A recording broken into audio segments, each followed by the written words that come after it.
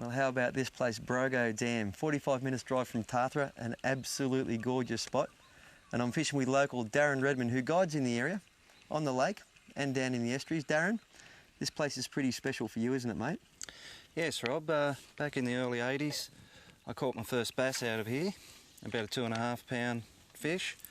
And since then, I've been part of instigating a stocking program over the last 10 years, and we've put some 250,000 in. 250,000, well, we should be able to catch at least one.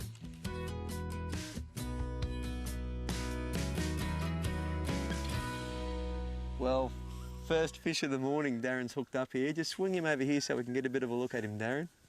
You're telling me the scientific name for him, mate? Yeah, Fullimus hardimus. That little fella just absolutely smacked that lure. You really think that that fish was about 3 times that size? They are one of the hardest fighting freshwater fish in Australia by a country mile. They're really little ambush predators. I'll just get him up there and look at that guy there. What a beautiful little fish. That's about a 2-year-old fish, Rob, probably going into its 3rd year, part of the stocking program. You can see the success we've been having. We'll get him back in the water and keep on casting.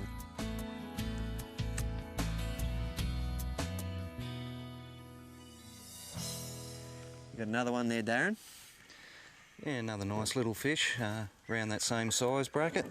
Now, these little bass here, I mean, part of stocking these fish into the lake is to take the pressure off the wild ones in the stream. Yeah, also too, mainly to give the general public an area where they can come and catch a bass. Yep. Pretty easily. Like, most people have protected their bass spots over the years. Yeah.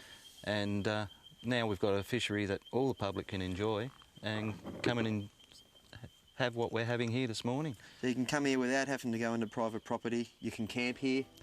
You can use canoes here. You can use power boats up to 8 knots here. You can use petrol motors here. And yeah, it is a very user-friendly environment. It's very, very popular. There's another Australian bass.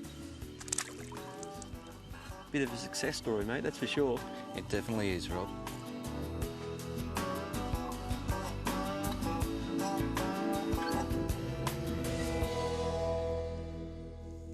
We've pulled up on the bank to stretch our legs and check out what the Brogo bass actually feed on. Darren, it's a smorgasbord, mate.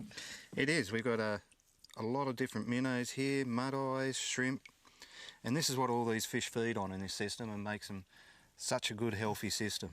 And in particular, there's a lot of minnows, and while you could match those minnows with a lure or fly and it'd work, we're having really good results, and you often do have good results on bigger lures, big diving minnows that are loud, noisy things and look nothing like those little minnows that the bass actually fatten up on. Yeah, well, it's a 1 in a million chance if you put something out that resembles them, whereas if you give them something a bit different and they're in an active feeding mood, yep, they'll quite often just pounce on it. Well, there you have it. Sometimes you don't actually match the hatch. Once you've selected your lure, you need to cast it into the right place. Then use the correct technique if you want to catch an Aussie bass. The sorts of lures we're using here are known as floating diving lures. You get them in the water. Once it's hit the water, a couple little jiggles, just in case there's a bass looking at it. Give him a chance to bite it. If he doesn't come onto it within 3 or 4 seconds, you pull it down and go about a medium pace, hoping for a fish that's maybe a bit deeper. But the cast in the first place is most important, isn't it, Darren? It is at the moment, Rob. We've got the water levels very high, and all that bait fishing that we were talking about there earlier is right up in amongst the grass and the reeds, and the fish are just waiting on the edge of that to ambush them as they come out. So your casts have got to be spot on. Brogo Dam has an extensive catchment running back into the magnificent Brogo wilderness. It's naturally beautiful country and one of the most scenic impoundments I've fished. Another bass there, Darren. Get him up here, another 28, 30 centimetre bass. Just behind us here is Evil Man Rock, also known as the keeper of the bass, Darren.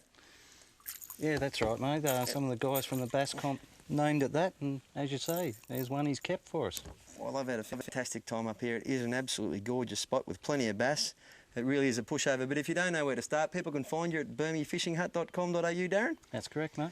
He guides up here and down along the coast as well, and I highly recommend it.